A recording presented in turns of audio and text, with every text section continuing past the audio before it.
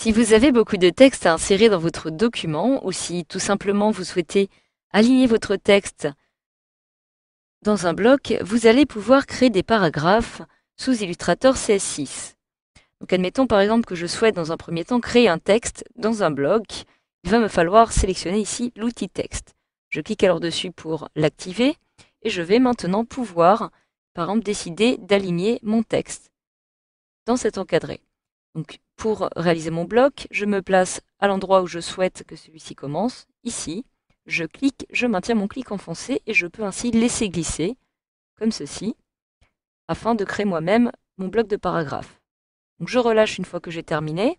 J'ai désormais un curseur qui apparaît et qui clignote. Comme vous pouvez le voir, je me trouve actuellement avec un paragraphe qui va être centré, mais je peux décider de l'aligner à gauche ou à droite. Donc, je vais pouvoir commencer par saisir mon texte en saisissant ici, tout simplement, 26 et 27 juin 2013. Donc là, je peux appuyer sur la touche entrée de mon clavier. Une deuxième fois pour aller à la ligne. Je saisis porte de Versailles. J'appuie sur entrée. Donc pour l'instant, le paragraphe ne sert pas à grand chose, mais vous allez voir que maintenant, si je saisis du texte au kilomètre, c'est-à-dire sans m'inquiéter à ce qu'il y ait un passage à la ligne ou pas, vous allez voir ce que cela va donner. Je peux saisir technologie du bâtiment et de l'habitat intelligent. Je mets un point si je continue. Je peux saisir sécurité, virgule, loisirs, confort, économie d'énergie. Je mets un point et alors que s'est-il passé? Eh bien tout simplement, comme vous pouvez le voir, mon texte s'est aligné de façon centrée, mais n'a pas dépassé le petit bloc que je lui avais précédemment créé. Et ici, là, automatiquement, mon texte est passé à la ligne directement. Il n'a pas continué, il a continué sur la ligne du dessous. Donc maintenant, je vais pouvoir, si je le souhaite, décider ici d'effacer pour réaliser un retour à la ligne.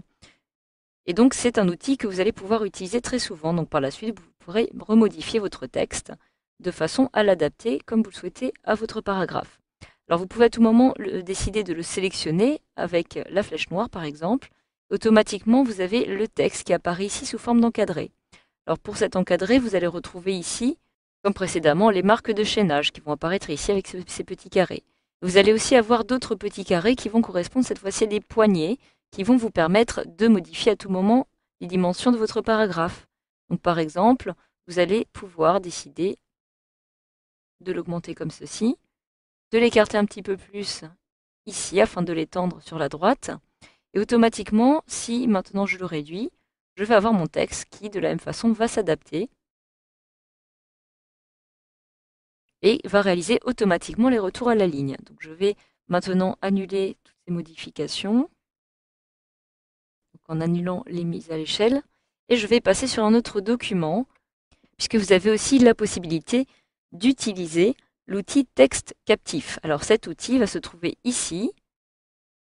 Je sélectionne alors outil texte captif. Vous pouvez d'ailleurs utiliser l'outil texte captif vertical. Et à l'aide de cet outil, vous allez pouvoir maintenant insérer un paragraphe dans une forme qui va correspondre à un tracé. Donc une forme que vous allez avoir créée précédemment, soit avec l'outil forme, soit avec la plume.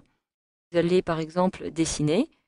Donc une fois que vous avez votre forme et sélectionner l'outil texte captif, vous pouvez tout simplement cliquer maintenant sur l'endroit où vous souhaitez commencer à saisir votre texte. Donc par exemple ici, je clique une fois, donc automatiquement j'ai mon curseur qui apparaît, qui clignote. Alors actuellement, comme vous pouvez le voir, le caractère a peut-être une taille un peu grande. Je me rends dans caractère et réduire un petit peu la taille. Mettons ici à 24 points pour l'instant. Je clique à nouveau sur caractère.